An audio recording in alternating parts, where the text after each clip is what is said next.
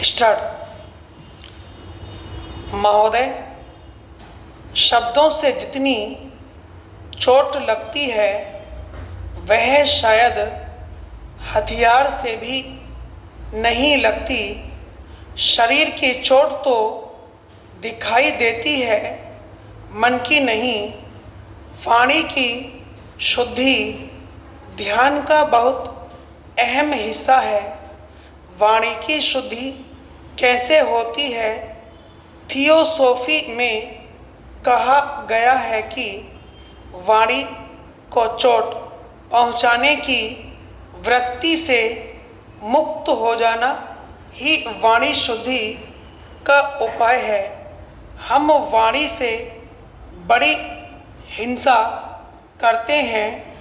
शब्द भला ऊपर से मीठे दिखाई पड़ते हों, भीतर उनमें जहर होता है। इसे पहचानना पड़ेगा। यह जटिल है क्योंकि पता ही नहीं चलता कि कौन से शब्द क्या हिंसा कर सकते हैं।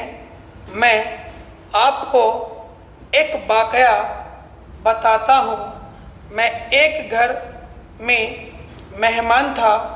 पिता ने अपने बेटे को बुलाया और मुझसे कहा कि मिलिए इनसे, आप हैं मेरे सुपुत्र। सुपुत्र शब्द बहुत अच्छा है, पर जिस ढंग से उन्होंने कहा उसका मतलब था कुपुत्र। फिर सुपुत्र से बोले, क्या खड़े देख रहे हो, पैर छुओ। कभी कभी तो छुरी से भी ऐसे घाव नहीं किए जा सकते जैसे शब्द से किए जा सकते हैं। यह बेटा अपने बाप को कभी क्षमा नहीं कर पाएगा। बहुत कठिन है माँ बाप को क्षमा कर देना, क्योंकि उनको पता ही नहीं कि वे क्या बोल रहे हैं। जब भी शब्द बोलें तो सोचकर बोलें कि उससे किसी को चोट न पहुँचे। आप पाएंगे कि आपके शब्दों का गुण धर्म बदल गया। एक निर्णय कर लेना है कि कम से कम शब्द बोलेंगे। अनिवार्य होगा तभी बोलेंगे।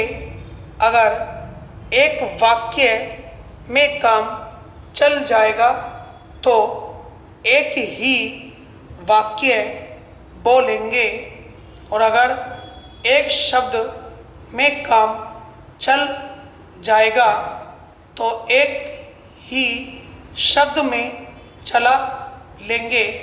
अगर हाथ के इशारे से चल जाएगा तो फिर शब्द का उपयोग न करेंगे, और अगर मौन से ही चल जाएगा तो श्रेष्ठतम है।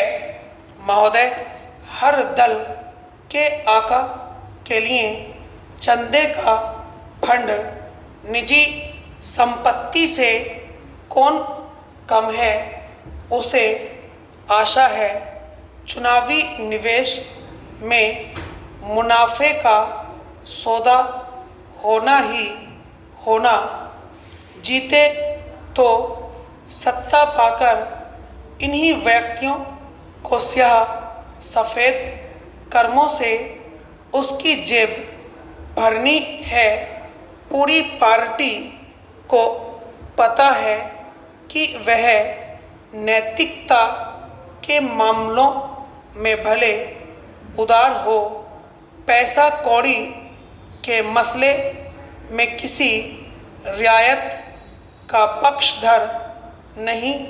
समर्थक यह भी जानते हैं की वसूली के सरकारी साधनों के अलावा उसे गैर सरकारी माध्यमों से भी परहेज नहीं है।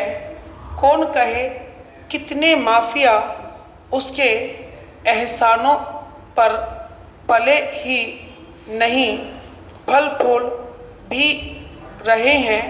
समर्थक भी उसकी नाराजगी से खौफ खाते हैं। सियासत जितनी सिद्धांतहीन होती है, चमचानुमा हस्तियों का महत्व उतना ही बढ़ता है।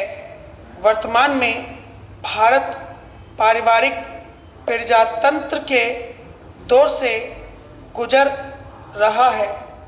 बड़े से बड़ा चुनावी बाबा भी इसके भविष्य के निर्धारण में असमर्थ है। स्टॉप।